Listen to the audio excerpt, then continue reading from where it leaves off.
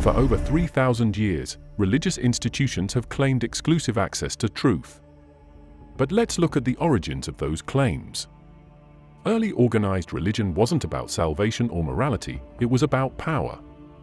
Go back to the Sumerians, the Egyptians, or the ancient Mesopotamians. These civilizations didn't have one god, they had hundreds. Gods of rain, fertility, war, the harvest. Their purpose? To explain the unexplainable and, more importantly, to justify the authority of kings and priests. In ancient Egypt, Pharaoh wasn't just a ruler, he was considered a god on earth. His authority wasn't up for debate because, well, who's going to argue with a god? When we think of religion today, we often imagine personal faith. But let's be clear, institutional religion has never been about personal faith. It's been about creating systems to enforce social order. The Ten Commandments. Think of them less as divine law and more as an early form of social legislation. Thou shalt not kill isn't exactly groundbreaking, it's basic for any society that wants to survive. The twist? Slap God's name on it, and suddenly it's unchallengeable. That's the genius of dogma. It removes the need for evidence. Faith becomes the only currency, and dissent becomes heresy. Let's talk about Christianity, the world's most popular religion today. Do you know how it spread? Not through peaceful persuasion, but through political manipulation and brute force. The Roman Empire didn't adopt Christianity because Constantine had a spiritual awakening, they adopted it because it was an incredibly effective tool for unifying a fractious empire. Suddenly, one emperor had divine authority. Disagreeing with him? That wasn't just treason, it was blasphemy. And then there's the Bible. It's held up as the ultimate source of divine truth, but here's a fact that'll blow your mind. The Bible wasn't compiled until nearly 400 years after Jesus' death. Think about that. For centuries, there wasn't even agreement on what Christianity was supposed to be. Different sects had wildly different texts, and many of them, like the Gnostic Gospels, were labeled heretical and destroyed. The version of Christianity we know today? It's the one that won the power struggle. It wasn't divinely chosen, it was politically curated. And don't get me started on the Council of Nicaea in 325 CE. That's where key doctrines like the Trinity were hammered out, not by God, but by bishops arguing over theology and power. Ever heard of Arius? He was a Christian theologian who disagreed with the idea that Jesus was equal to God. His views were so controversial that they sparked riots. The result? The Nicene Creed, which solidified a version of Christianity that suited the Roman Empire. Arius's teachings? Banished as heresy. This pattern isn't unique to Christianity. Look at Islam, Hinduism, or even Buddhism. Every major religion has gone through phases of consolidation, suppression of alternative views, and political alignment. Dogma thrives not because it's true, but because it's enforced. So why don't more people question this? Fear. Fear of eternal damnation. Fear of ostracization. Fear of admitting that the foundation of their beliefs might be more human than divine. But here's the truth, dogma only survives in the dark. Shine a light on it, and you start to see the cracks. You realize that what we call faith is often just blind obedience wrapped in a veneer of sanctity. All-powerful, all-knowing, ever-present. That's how we're told to think about God. But let's face it, if you open the so-called holy books, there's one thing you can't ignore: God barely shows up. And when he does, he's either cryptic, inconsistent, or outright absent during some of the most critical moments. Take the Bible, for instance. It's the cornerstone of Christianity, claimed to be the Word of God. But what does that even mean? Did God write it? No. Did he dictate it word for word? Again, no. The Bible is a compilation of stories, laws, and poems written by dozens of authors over centuries. These authors didn't even agree on what God is, let alone what he wants. Genesis starts with creation, sure, but notice how God seems distant almost immediately after the first humans are made. Adam and Eve eat the fruit, and what does God do? Instead of stepping in, he hides and plays a game of cosmic hide-and-seek. Where are you? Really? This is supposed to be an omniscient deity? And then there's the Book of Job, hailed as one of the most profound explorations of suffering. What does God do there? He lets Satan ruin a man's life, kill his children, destroy his livelihood, ravage his health, just to win a cosmic bet. And when Job asks, "Why me?" does God answer? No. He gives a self-righteous monologue about how he created the universe. That's not an explanation. It's a dodge. If this is the ultimate example of divine justice, it raises more questions than it answers. Now let's look at other texts. The Quran claims to be the final, unaltered word of God. But here's the thing, it was recited orally by Muhammad, who couldn't read or write. Decades after his death, it was compiled by his followers, and even they couldn't agree on the exact version. Entire chapters are missing, and some of the earliest manuscripts show variations. If this was truly the perfect, eternal word of God, why does it look so human? And then we have the Vedas, some of the oldest religious texts in existence, foundational to Hinduism. They're rich in mythology and philosophy, but where is God? Instead of one clear deity, there's an array of gods and forces that seem more like reflections of human emotions and natural phenomena than an all-powerful creator. The texts don't provide a unified vision of a single divine being, they're fragmented, contradictory, and ambiguous. Even in Buddhism, which many argue is more philosophy than religion, the idea of a singular God is outright absent. The Buddha himself avoided the question of God entirely. Why? Because it was irrelevant to his teachings. Think about that. One of the most influential spiritual traditions in history doesn't even bother with the concept of God. And here's the kicker, every sacred text, no matter how divine it's claimed to be, has gone through countless revisions, translations, and interpretations. The Bible we read today isn't the same as the one early Christians had. The Quran's recitations were shaped by political forces in the Islamic caliphates. The Vedas were passed down orally for centuries before being written, inevitably changing with each retelling. If these texts were truly divine, why are they so susceptible to human meddling? Then there's the elephant in the room, the sheer inconsistency of God's presence. In the Bible, his hands-on in Genesis, creating the world, talking to Abraham, handing down the 10 Commandments. But by the time you get to the New Testament, he's practically retired. Jesus shows up as his son, but where's God? Why the radio silence? The Quran paints a picture of a God who is closer than your jugular vein, yet entirely unknowable. How does that even work?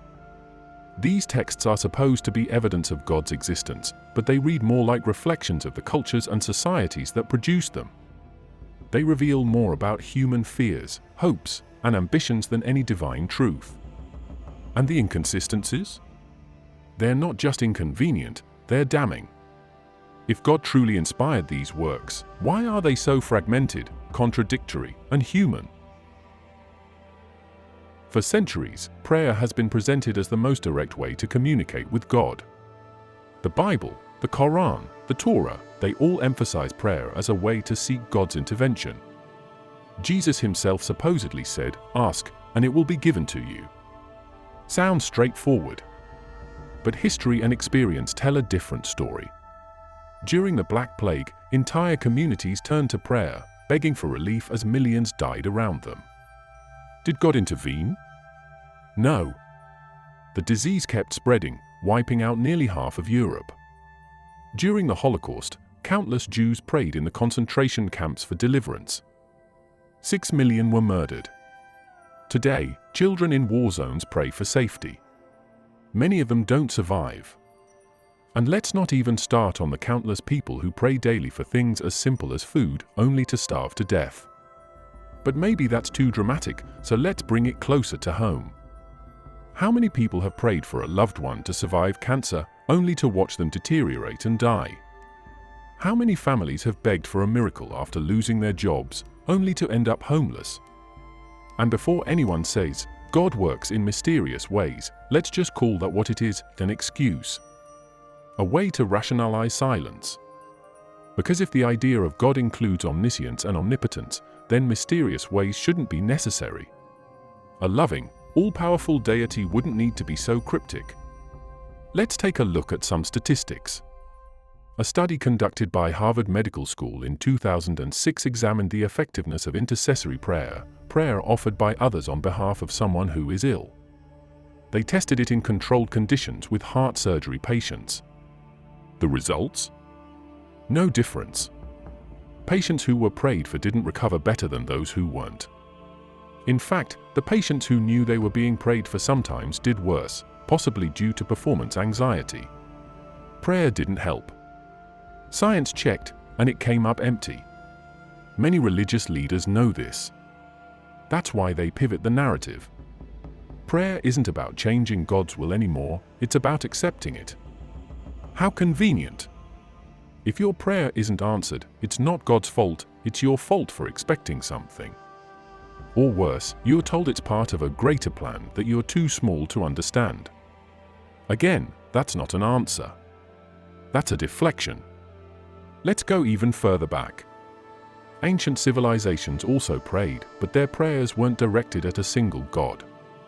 They prayed to the rain gods for crops, to war gods for victory, to fertility gods for children. And when the rain didn't come, or the crops failed, or their armies lost, they didn't assume the gods were silent, they assumed they were angry. So, they sacrificed animals. Or humans. Or entire cities. They doubled down on their devotion, desperately trying to make sense of a silent sky. Sound familiar? Because modern religions have swapped the sacrifices for offerings and obedience, but the mechanism is still the same: blame yourself when the prayer isn't answered. The silence isn't proof of God's mysterious nature. It's proof of humanity's desperate need to believe in something, even in the face of overwhelming evidence that no one's listening. Prayer has been a psychological crutch for millennia, a way to feel less alone in a chaotic, indifferent universe. And that's fine if it helps you cope. But let's not pretend it's proof of anything divine. If prayer worked as advertised, we wouldn't be having this conversation. If God is all good, all-powerful, and all-knowing, then why does the world look like this? I'm not talking about minor inconveniences. I'm talking about war, famine, genocide, child abuse, real, soul-crushing suffering. This isn't a new question. It's been asked for centuries. And so far, the answers don't add up. The problem of evil isn't some niche philosophical puzzle, it's the single greatest challenge to the idea of a benevolent, omnipotent God. The logic is simple: if God is good, he'd want to prevent suffering. If he's all-powerful, he'd be able to. If he's all-knowing, he'd be aware of every instance of pain. So why does evil persist? Religious apologists will say it's about free will. That God allows humans to make their own choices, even bad ones, to preserve their autonomy. But that doesn't explain natural disasters, earthquakes, tsunamis, hurricanes, that wipe out innocent lives indiscriminately. In 2004, the Indian Ocean tsunami killed over 230,000 people, many of them children. No free will was involved there. Did God allow that suffering to teach us something? What kind of teacher uses mass death as a lesson plan? Another excuse is the idea of a greater plan. That the pain and evil we see are part of some cosmic tapestry too vast for our human minds to comprehend. Convenient, isn't it? This argument doesn't solve the problem, it just dodges it. Imagine a doctor standing over a dying patient and saying, "Don't worry. This pain is part of a plan you can't understand." That's not wisdom. That's negligence. And then there's the argument that suffering brings people closer to God. Really? Tell that to the parents of a dying child. Tell that to survivors of war-torn countries who've watched their families murdered before their eyes. Studies show that prolonged suffering often leads people to abandon their faith, not strengthen it. The numbers don't lie. After World War II, the Holocaust caused a significant crisis of faith among European Jews. Many survivors questioned how an all-powerful God could allow such atrocities. And they weren't wrong to ask. Let's look at history. The Catholic Church, for centuries, claimed to represent a God of love and mercy. But during the Crusades, they slaughtered entire populations under the banner of that same God. They called it holy war. Inquisition? Torture and executions, all sanctioned by God's representatives on earth. Was that part of the greater plan, too? Or just humans using God as an excuse for their own cruelty? The Bible itself is riddled with examples of a God who seems indifferent or even complicit in suffering. The story of Noah's Ark? God floods the entire earth, killing almost every living thing because humanity displeased him. That's not justice. That's genocide. In the book of Exodus, God hardens Pharaoh's heart multiple times, ensuring that the Israelites will continue to suffer under slavery just so he can perform more plagues. These aren't the actions of a loving deity. They're the actions of a tyrant. Some will argue that suffering exists to give humans the opportunity to do good, to show compassion and resilience. But here's the problem with that: it assumes suffering is necessary for goodness to exist. It's a deeply flawed premise. If God is truly omnipotent, he could create a world where goodness exists without the need for pain. Why didn't he? Let's not forget the theological cop-out known as original sin. This idea that humanity deserves suffering because of the disobedience of Adam and Eve. Really? All of humanity is doomed to pain and death because two people ate a piece of fruit? That's not justice, that's collective punishment on a cosmic scale. Here's a question no one seems to ask: why did humanity start with many gods and end up with just one? Because here's the thing, monotheism didn't just happen. It was built. Unlike most things built by humans, it wasn't about truth. It was about power. Let's go back to the earliest civilizations. Polytheism was the norm. The gods of ancient Egypt, Mesopotamia, Greece, and Rome weren't omnipotent, they were fragmented and specialized. There was a god for war, a god for fertility, a god for the harvest, a god for death. These gods didn't claim to be perfect. They were flawed, much like the humans who worshipped them. Why? Because early humans weren't looking for one all-encompassing being. They were trying to explain the forces they couldn't control: the weather, disease, life, death. And having many gods made sense. Life is chaotic, so why shouldn't the divine be chaotic too? Fast forward to the rise of monotheism, and things start to look very different. The first real shift happens with Zoroastrianism, one of the world's earliest monotheistic religions, originating in ancient Persia. Zoroastrianism introduced the idea of one supreme god, Ahura Mazda, locked in a cosmic battle against an evil force, Angra Mainyu. This duality, good versus evil, was revolutionary at the time. It simplified the complex pantheon of gods into a single narrative: one god, one enemy, one moral code. But the real game-changer was Judaism. Early Judaism wasn't strictly monotheistic, it was what scholars call henotheistic. The Israelites believed in their God, Yahweh, but didn't deny the existence of other gods.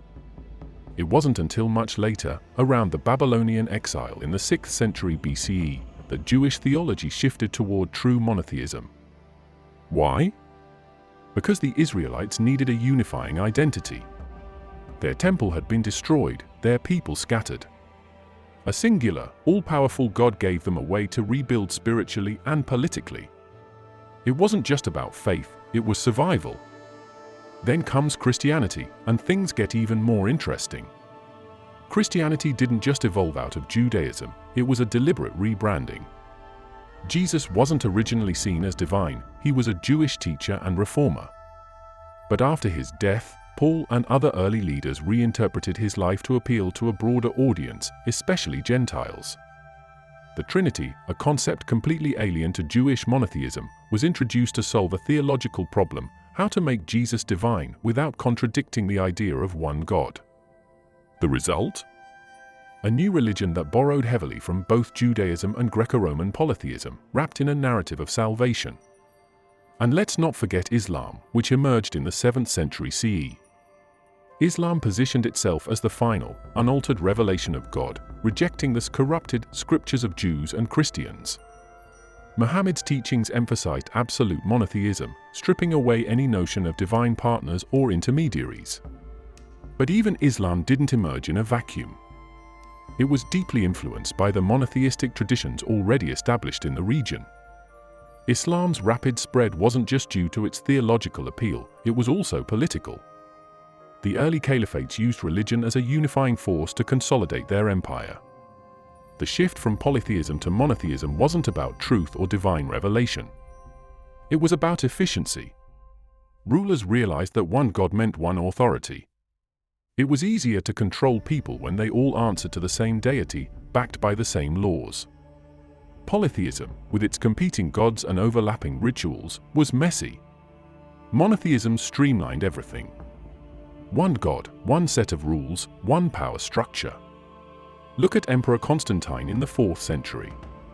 When he adopted Christianity as the official religion of the Roman Empire, it wasn't because he had a spiritual awakening. It was a political move. A single, unified religion helped stabilize an empire that was falling apart.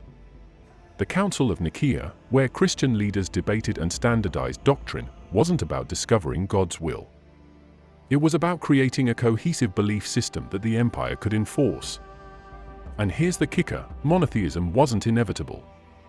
Polytheism didn't die out because it was inferior. It was systematically erased. Temples were destroyed. Pagan practices were outlawed. Even the term pagan itself is a Christian invention used to dismiss and delegitimize non-Christian religions. The rise of monotheism wasn't the triumph of truth, it was the triumph of power. The concept of God didn't fall out of the sky. It came from us. It was created by human minds, not because we discovered a divine being, but because we needed one. Human beings are hardwired for patterns. It's an evolutionary survival mechanism. We see shapes in clouds, faces in random objects, meaning in chaos. This is why ancient people looked at thunder and thought it was the voice of a god. It wasn't ignorance, it was pattern recognition gone into overdrive. And once the idea of gods took hold, it evolved into something bigger, a way to make sense of the universe and our place in it. Think about fear, the most primal of human emotions. Fear of death, fear of suffering, fear of the unknown. God became the ultimate safety net. Afraid of dying? Don't worry, there's an afterlife. Scared of injustice? Don't worry, God will punish the wicked and reward the righteous. Feeling small in an overwhelming universe? Don't worry, God created it just for you. It's brilliant, really. God isn't just a deity. God is the ultimate coping mechanism. Psychologists have studied this for decades. The human brain is incredibly uncomfortable with uncertainty. We want answers, even if they're wrong. That's why conspiracy theories thrive. They give people a way to make sense of things that don't make sense. Religion operates the same way. It provides explanations where none exist. Why does the sun rise? Because God made it so. Why do bad things happen? Because it's part of God's plan. These answers don't hold up under scrutiny, but they feel satisfying. They reduce anxiety. Let's talk about the illusion of control. Humans hate feeling powerless, and religion solves that by giving people a sense of agency. Pray, and God might intervene. Follow the commandments, and you'll be rewarded. It creates a transactional relationship with the universe, even if the transaction is imaginary. That's why prayer is so universal. It gives people the illusion that they can influence forces beyond their control. And then there's the social aspect. Religion isn't just personal, it's communal. People are tribal by nature. We're wired to form groups, and religion has been one of the most effective ways to do that. It creates in-groups and out-groups, gives people a shared identity, and reinforces social bonds. The idea of a shared God acts like a glue that holds communities together. This isn't a coincidence. It's evolutionary psychology at work. Groups that shared beliefs and rituals were more likely to survive because they could cooperate more effectively. But here's where it gets really interesting. Studies show that people's concept of God often mirrors their own personalities. If you're compassionate, you're more likely to believe in a loving God. If you're authoritarian, you're more likely to believe in a judgmental God. This isn't proof that God exists. It's proof that God is a projection. We create God in our own image, not the other way around. And let's not forget the power of storytelling. Humans have always been storytellers. Myths, legends, parables, they're how we pass down knowledge and values. Religion takes storytelling to another level. It uses narratives to explain life's biggest questions: where we came from, why we're here, where we're going. The fact that these stories vary so widely across cultures is another clue that they're human inventions, not divine revelations. If God were universal, why does every culture have a different version? Let's tackle one of the most famous intellectual arguments for God's existence, the ontological argument. The ontological argument is most famously associated with Saint Anselm of Canterbury in the 11th century. It's deceptively simple. God is defined as the greatest being imaginable. A being that exists is greater than one that doesn't. Therefore, God must exist. Sounds airtight, right? Except it isn't. Let's break it down. First, this argument hinges entirely on defining something into existence. That's not logic, that's wordplay. By this logic, I could define the greatest possible pizza as a pizza so perfect it must exist in reality. Does that mean the pizza magically appears? Of course not.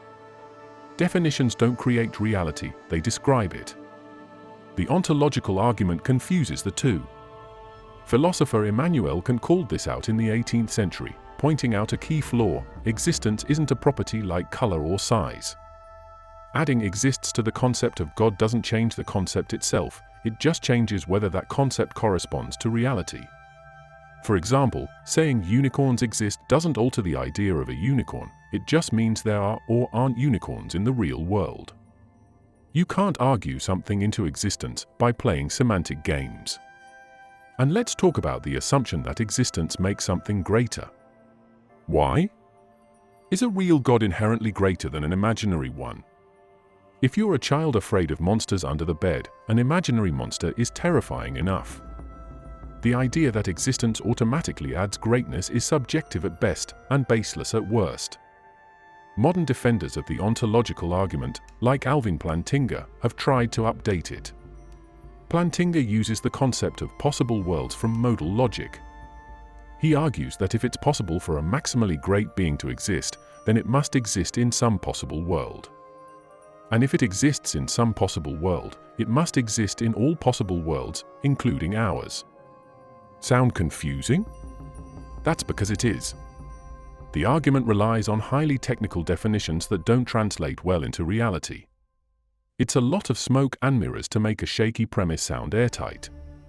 Here's the kicker: even if the ontological argument were logically valid, it wouldn't prove the existence of any specific God. It doesn't tell us if this God is Yahweh, Allah, Vishnu, or some unknown deity. It doesn't say if this God is benevolent, malevolent, or indifferent. All it does is argue for the existence of a being with vaguely defined greatness. That's not proof of God, it's a philosophical abstraction. Let's put this into perspective. The ontological argument has been debated for nearly 1,000 years, and it's still not universally accepted even among theologians and philosophers. Why? Because at its core, it's just not convincing. It's a mental exercise, not evidence. The real world doesn't operate on abstract definitions. It operates on observable, testable facts. And the ontological argument has none. So, why does this argument still persist? Because it sounds impressive. It's dressed up in the language of logic and philosophy, giving it an air of authority. But when you strip away the jargon, it's just a word game. It doesn't prove anything about reality. It's an intellectual parlor trick designed to dazzle, not to convince. Everything that exists has a cause. The universe exists, so it must have a cause, and that cause is God. The cosmological argument has been a cornerstone of religious apologetics for centuries. It traces back to philosophers like Aristotle, who proposed the idea of an unmoved mover, a first cause that set everything in motion. Later, Thomas Aquinas refined this into the Christian framework, calling this first cause God. But here's the thing, just because something sounds reasonable doesn't mean it's true. The first issue with the cosmological argument is its selective logic. If everything must have a cause, then what caused God? The usual response is that God is an uncaused being, exempt from the very rule that supposedly proves his existence. That's not logic, that's special pleading. You can't apply a rule to everything in the universe and then make an exception for your favorite deity. If God doesn't need a cause, why does the universe?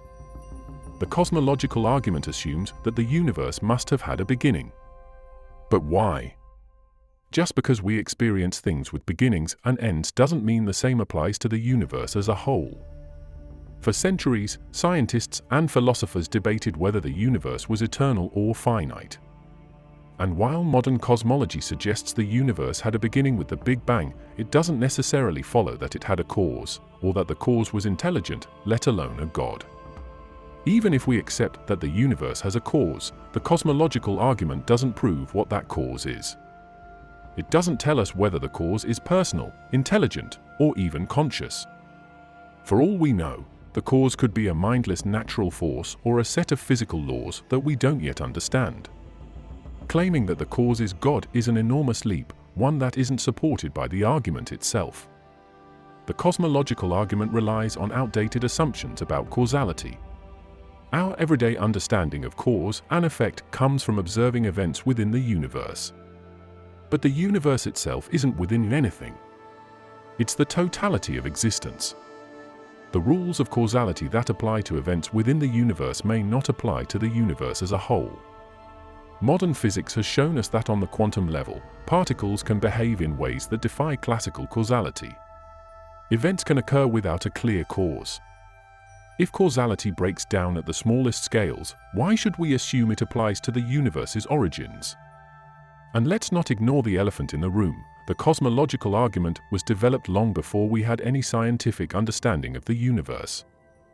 Aristotle and Aquinas didn't know about the Big Bang, quantum mechanics, or multiverse theory. They were working with a pre-scientific worldview, trying to explain the universe with the tools available at the time. Their arguments reflect the limitations of their era, not universal truths. Apologists often claim that the cosmological argument is supported by modern science, particularly the idea that the universe had a beginning. But that's a misrepresentation. Science describes the how, not the why. The Big Bang theory explains how the universe expanded from an initial state, but it doesn't speculate on what, if anything, caused it. That's not a gap for God to fill, it's a question we don't have enough evidence to answer yet. Here's a claim you've probably heard: without God, there's no objective morality. Without a divine lawgiver, everything is permissible. Sounds compelling, doesn't it? But here's the reality: morality doesn't come from God. It never did. Ethics is a human construct, and we've been figuring it out on our own since long before religion tried to take credit for it. Let's start with the so-called moral argument. It goes like this: if objective moral values exist, then God must exist. Objective moral values do exist. Therefore, God exists. But this argument makes a huge assumption that morality can't exist without God. And that's where it falls apart. First, morality is older than monotheism. Archaeological evidence shows that early human societies, long before organized religion, developed moral codes to ensure their survival. Cooperation, fairness, and a sense of justice aren't divine gifts, they're evolutionary advantages. A group that worked together and punished cheaters or freeloaders had a better chance of survival. Morality isn't about God, it's about survival. Take the golden rule: treat others as you want to be treated. It's often presented as a uniquely religious teaching, but it predates every major religion. Ancient Egyptians, Confucianists, Buddhists, and even secular Greek philosophers like Socrates and Epicurus advocated similar principles. It's not a revelation. It's common sense. Societies function better when people treat each other with respect. Now, let's tackle the claim that God provides objective morality. Who's God? Which morality? The morality of the Bible? Let's examine that for a second. The Bible condones slavery, commands genocide, and mandates the death penalty for everything from blasphemy to working on the Sabbath. Are those objective moral values? Because if they are, they're horrifying. The idea that morality comes from an ancient text riddled with cultural biases and contradictions is absurd.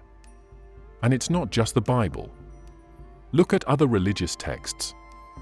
The Quran prescribes brutal punishments like amputations and stonings. The Hindu Manusmriti enforces rigid caste-based discrimination. These aren't examples of timeless, objective morality. They're reflections of the societies that produce them, societies grappling with their own prejudices, fears, and power structures. Here's another issue: if morality comes from God, then it's arbitrary. If something is good simply because God says so, then morality is based on divine whim. If God decided tomorrow that lying or stealing was good, would it become moral? On the flip side, if God commands what is already good, then morality exists independently of God, and we don't need him to explain it. This is known as the Euthyphro dilemma, and it's been a problem for theists since the time of Plato. Now let's address the idea that atheism leads to moral chaos. This is a favorite argument among religious apologists. Without belief in God, people will lie, cheat, and kill with impunity. But that's not what the data shows. Studies consistently find that atheists and secular societies are just as moral, if not more so, than their religious counterparts. Countries like Sweden, Denmark, and Norway, where secularism is widespread, have lower crime rates, higher levels of trust, and stronger social safety nets than highly religious countries. Morality isn't tied to faith. It's tied to empathy, education, and a functioning society. And here's something to consider: morality evolves. Slavery was once considered moral. So was denying women the right to vote. Today, those practices are widely condemned, not because God changed his mind, but because humans evolved socially and ethically. Our understanding of what's right and wrong has grown over time, and it will continue to grow. That's not divine intervention. That's humanity figuring out how to live together in an increasingly interconnected world. The world is filled with thousands of religions, all claiming to know the ultimate truth. Christianity says Jesus is the way.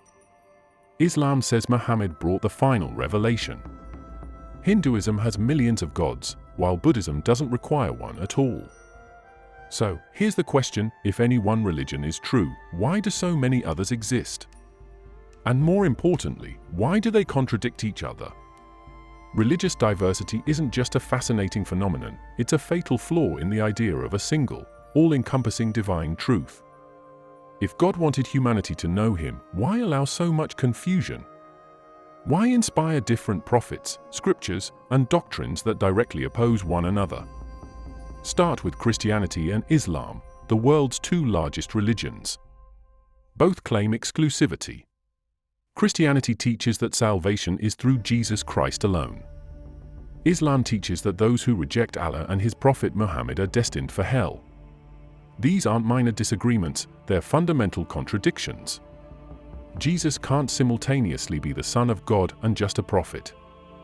And yet, billions of people stake their eternal destinies on one version or the other. Now, let's add Judaism to the mix. Judaism rejects Jesus as the Messiah entirely, calling into question the entire foundation of Christianity. Meanwhile, Hinduism's polytheistic framework is completely incompatible with the monotheism of Abrahamic religions. And then there's Buddhism, which doesn't even revolve around a god, but instead focuses on personal enlightenment. How do all these fit into the idea of one ultimate truth? Spoiler, they don't. Theologians often argue that these contradictions are due to human misinterpretation of divine revelation. But that explanation doesn't hold water. If God is omniscient and omnipotent, why rely on prophets and scriptures, methods that are notoriously open to misinterpretation? a truly all-powerful deity could communicate in a way that's clear, consistent, and undeniable. Instead, we get conflicting messages that have led to centuries of religious wars, persecution, and division. And let's not forget the historical and cultural context of these religions. Christianity didn't emerge in a vacuum, it was heavily influenced by Judaism and Greco-Roman culture. Islam drew from both Judaism and Christianity, adapting their ideas into a new framework. Hinduism evolved over thousands of years, absorbing elements from various cultures in the Indian subcontinent. These aren't divine truths, they're human stories shaped by geography, politics, and history. Even within individual religions, the contradictions are staggering. Christianity has over 45,000 denominations, each claiming to interpret the Bible correctly. Catholics, Protestants, Orthodox Christians, they can't even agree on what the Bible says, let alone what it means. Islam has its own divisions, with Sunni and Shia Muslims differing on fundamental beliefs about leadership and authority. If these religions can't maintain consistency within themselves, how can they claim to be universal truths? Religious diversity isn't evidence of God's universality. It's evidence of humanity's creativity. Different cultures created different gods to explain their realities and solve their problems. And as those cultures evolved, so did their gods. The idea that one of these religions got it right while all the others are wrong isn't just improbable, it's arrogant. Mystical experiences are often held up as the ultimate proof of God's existence. People describe feeling an overwhelming sense of peace, oneness with the universe, or even direct communication with the divine. Mystical experiences are not exclusive to any one religion. Christians call them encounters with the Holy Spirit. Muslims describe them as moments of divine revelation. Hindus experience them through meditation, and Buddhists through enlightenment. But the underlying sensations, feelings of transcendence, unity, and overwhelming awe are remarkably similar across cultures and belief systems. Why? Because these experiences aren't about God. They're about human neurology. Neuroscience has made incredible strides in understanding how the brain processes spiritual experiences. Studies using functional MRI scans show that during intense meditation, prayer, or rituals, certain areas of the brain, like the prefrontal cortex and parietal lobe, are highly active. These regions control our sense of self and spatial awareness. When they're stimulated or suppressed, it can create the feeling of losing oneself or merging with a greater whole. It's not divine intervention, it's brain chemistry. Take near-death experiences, often cited as proof of the afterlife. People report seeing tunnels of light, feeling an overwhelming sense of love, or encountering deceased relatives. But these experiences can be recreated in controlled laboratory settings. Researchers have found that oxygen deprivation, trauma, or even certain drugs like ketamine can trigger similar phenomena. What people interpret as a glimpse of heaven is more likely the brain's response to extreme stress or lack of oxygen. And then there's the role of psychedelics. Substances like psilocybin, found in magic mushrooms, LSD, and DMT are known to induce experiences nearly identical to religious or mystical states. Users often describe feelings of oneness with the universe, encounters with divine beings, or profound revelations about life. Indigenous cultures have used these substances in spiritual rituals for centuries, long before organized religion co-opted the concept of divine connection. What's fascinating is that these experiences are entirely predictable based on the chemical interactions in the brain. Does that mean God is hiding in a mushroom? Or is it more likely that the brain is hardwired to create these sensations under the right conditions? Historical accounts of mystical experiences also show striking similarities. Saint Teresa of Avila described intense spiritual ecstasies in 16th century Spain, often while fasting and engaging in prolonged prayer. Indigenous shamans in South America report vivid visions during ayahuasca ceremonies. Buddhist monks in Tibet achieve states of bliss after days of meditation. These aren't different gods revealing themselves. They're humans accessing the same biological mechanisms through different means. Now, let's address the argument that these experiences are so profound they must be evidence of a higher power. That's an emotional response, not a rational one. Just because something feels real doesn't mean it is. Dreams can feel real. Hallucinations can feel real. And yet, we don't claim those as evidence of another dimension. The human brain is a powerful storyteller. It takes raw sensory input and turns it into narratives we can understand. Mystical experiences are just another story, one that feels meaningful because it's happening inside your head. Religion has always used mystical experiences as a selling point. Prophets claim divine encounters. Gurus offer paths to transcendence. Evangelists promise a personal relationship with God. But when you strip away the cultural context, these experiences look more like universal quirks of human biology than proof of the supernatural. Here's the question nobody dares to ask: what does a world without God look like? I'm not talking about chaos or moral collapse. Those fear-mongering cliches have been debunked over and over.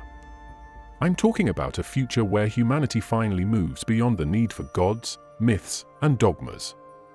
A future where we confront reality as it is, not as we wish it to be. The trend is clear: religion is on the decline in many parts of the world. In Europe, church attendance has plummeted. In the United States, the fastest-growing religious group is the nones, people who identify as atheist, agnostic, or simply unaffiliated. Even in traditionally religious countries like Japan and South Korea, secularism is rising. This isn't just a passing phase, it's a seismic cultural shift. People are questioning the need for organized religion in ways that were unthinkable just a few generations ago. Why is this happening? Technology plays a huge role. For centuries, religious institutions controlled the flow of information. They decided what people could read, hear, and believe. But the internet changed everything. Now, anyone with a smartphone can access a world of ideas, data, and perspectives. Questions that used to be suppressed are now out in the open. Why should we believe in miracles that can't be proven? Why trust ancient texts over modern science? The more information people have, the harder it is to sustain the myths. Another factor is education. Studies consistently show that higher levels of education correlate with lower levels of religiosity. This isn't because educated people are smarter or better, it's because they're trained to question assumptions and seek evidence. Critical thinking is the enemy of blind faith. And as access to education expands globally, the grip of religion weakens. But let's be clear, abandoning religion doesn't mean abandoning meaning or purpose. That's a straw man argument pushed by religious apologists. Humans have always found ways to create meaning. Art, music, philosophy, science, relationships, these are the things that make life rich and fulfilling. We don't need an invisible deity to give us purpose. We're capable of creating it ourselves. Take morality, for example. As we've discussed, ethics doesn't require a god. In fact, some of the most moral societies on Earth today are also the least religious. They don't rely on divine commandments, they rely on empathy, reason, and a commitment to human well-being. A secular future isn't a moral void, it's a moral evolution. And let's talk about community. One of religion's biggest selling points is the sense of belonging it offers. But there's no reason secular societies can't provide that, too. In fact, they already do. From volunteer organizations to online forums, people are finding new ways to connect and support each other without needing a church, mosque, or temple. The idea that only religion can build community is outdated and wrong. A world without God doesn't mean a world without wonder. Science reveals a universe far more awe-inspiring than any creation myth. The idea that we're made of stardust, that we're part of an endless cosmic dance, is more profound than any ancient scripture could ever dream of. Wonder doesn't need a deity. It just needs curiosity. Of course, this shift won't happen overnight. Religion has deep roots in our history, culture, and psychology. For many people, faith is intertwined with their identity. Letting go of it is hard. But humanity has let go of outdated ideas before. We no longer believe the Earth is the center of the universe. We no longer accept monarchy as divine right. We've moved on from countless myths and misconceptions. This is just the next step. Thank you for watching and sticking with me through this journey. Whether you agree or disagree, I appreciate you taking the time to engage with these ideas. Let's keep questioning, keep learning, and keep building a better world together. Don't forget to like, comment, and subscribe if you want to see more. Until next time, take care.